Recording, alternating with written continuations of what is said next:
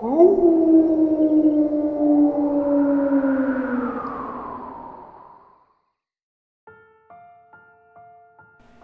in 1903, deep in Clifton, there used to be an asylum buried deep within the wilderness of Clifton. Pretty soon after, the Civil War people started inhabiting the area, population-wise, around 300 or so. It was a very small town. Nonetheless, people didn't like the idea of having an asylum miles down the road, so they all got together and signed a petition for the asylum to relocate elsewhere. The petition passed, and a new asylum was built, which is now known as Lorton Prison, a temporary facility for convicts to stay until they are appropriately sentenced.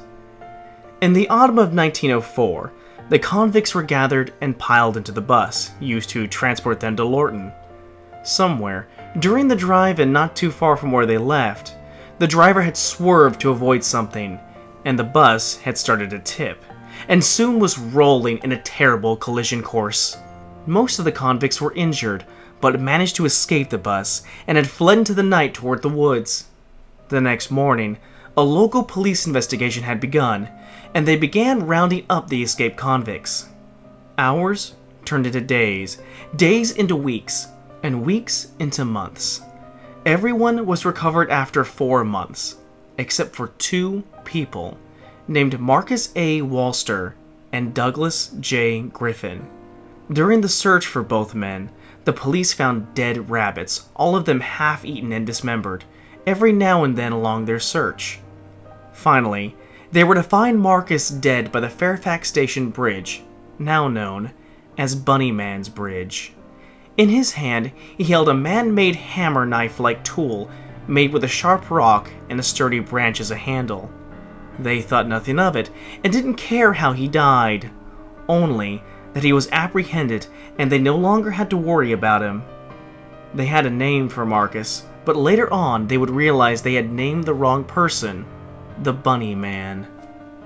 Still searching for Douglas, they kept on finding dead, half-eaten rabbits every so often while the search went on. Eventually, they were to name Douglas the Bunnyman from then on. Months passed by, and the police gave up their search. Everybody assumed the Bunnyman was dead by now, if not gone, so they went on with their small-town lives. Come October, people started seeing dead bunnies reappearing out of the blue, and starting to fear the unseen. Halloween night came around, and, as usual, a bunch of kids had gone over to the bridge that night to drink and do whatever kids their age in the early 20th century did. Midnight came around within minutes, and most of the kids had left. Only 3 of them remained at the bridge. Exactly at midnight, a bright light came from the bridge right where the kids were. A few seconds later, they were all dead. Throats slashed with that same type of tool that was found next to the other escapee, Marcus. Not only were their throats slashed, but they were cut up and down their chests, gutted like fish. The Bunnyman then hung both of the boys from one end of a bridge with rope around their necks, hanging them from the overpass with their legs dangling in view of any passing cars. The girl was hung the same way on the other side of the bridge. This happened on Halloween in 1905. After that, they didn't see or hear anything from him for another year. Halloween 1906 was approaching, and parents as well as the teens in Clifton still remember the incident that had occurred 1 year ago at the bridge. His bridge. The Bunnyman's bridge. That night, 7 teens were left remaining right before midnight at the bridge.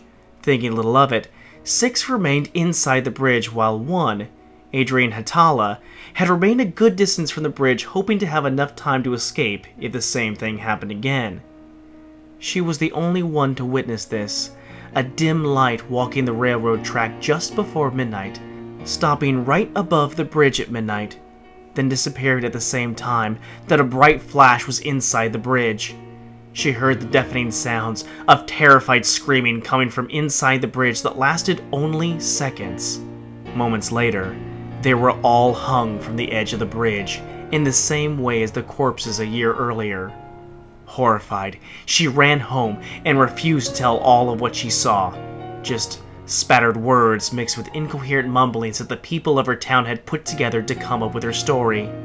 No one understood it or believed her. They charged her with the teen's murders and locked her up in the asylum in Lorton. In 1913, the same thing happened, with 9 teenagers this time, on a Halloween night once again. Adrian was still locked up. They dropped her sentence, but it was too late. The insanity had finally conquered her. Even if she was released, she was far too gone to have a life, so she spent her remaining years in the asylum until she finally died in 1953 of reported shock. No one knows what exactly she died of shock from, but supposedly she had died in her sleep, dreaming of that one dreaded night. Perhaps the Bunnyman had finally gotten to her. More murders would take place, however, although after the murders in 1913, most people stayed clear of the bridge on Halloween. 1943 rolls around, and 6 teenagers go strolling out on Halloween night. A couple of hours later, all of them dead, same way as all the others. Investigations took place, but as usual, nothing was discovered. 1976, the same situation occurs, this time with only 3 people. The only other incident that occurred since then was in 1987. Janet Charlatier was enjoying the night with her 4 friends. Halloween night had finally come, and they had gone out driving to enjoy the night after invading the children's candy bags. They had settled down around 11 p.m. at the bridge, waiting for midnight to come. They didn't believe in the myth, so they decided to see it for themselves, and were to be the only ones who actually withstood the Bunnyman. They had waited around an hour or so it was nearly midnight, when Janet started getting a little scared. They all had been pulling pranks on each other, jumping out of the bushes and screaming, so she was already a little worked up. Midnight hits, and by this stage she's in a total panic. She's almost out of the bridge when the lights get really bright inside. When that happens, her body is halfway outside of the bridge. She sees her skin start tearing at her chest, but nothing is piercing her skin. She manages to finally leave the bridge. Completely horrified, she hits a hanging body and knocks herself out. When she awakens, she discovers that she has been bleeding. She was lucky that the cut had just started and wasn't very bad at all. She left and never returned to the bridge again. Since then, she has been seen sitting on a swinging bench in her balcony every morning, just staring in the direction towards the bridge a couple of miles down. From then on, the story remains untouched and unmoved.